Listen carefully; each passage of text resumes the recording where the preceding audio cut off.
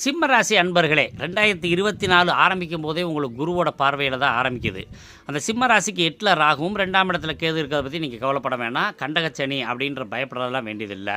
ஏன்னா உங்களுக்கு இந்த குரு பெயர்ச்சி இன்னும் சிறப்பை தரும். 10ஆம் இடத்துல குரு வந்தால் பதவி பறிபோகும் சொல்லுவாங்க. ஆனால் பதவி இடமாற்றத்தில் உங்களுக்கு உயர் பதவி கிடைக்கும். படிப்பு சம்மந்தமான விஷயங்களில் நல்ல ஒரு ஞானம் கிடைக்கும். அதே மாதிரி பூர்வீக சம்பந்தமான நிலபுலன்கள் சம்மந்தப்பட்ட பிரச்சனைகளில் இருக்கவங்களுக்கு கிடைக்கும். கார் வாகனம் வாங்கணும்னு நினச்சிக்கிட்டு இருக்கவங்க, பெரிய வாகனம் வாங்கணும் அப்படின்னு நினச்சிக்கிட்டு இருக்கவங்களுக்கெல்லாம் வாகனம் வாங்கக்கூடிய அமைப்பு இருக்குது.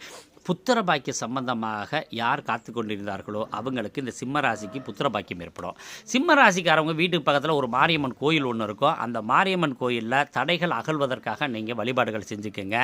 அதே மாதிரி சூரிய நமஸ்காரம் செய்கிறது உங்களுக்கு இந்த வருடம் அமோகமான ஒரு வாழ்வை தரும் என்பதில் எக்காரணம் எந்த விஷயத்திலையும் குறையில்லை.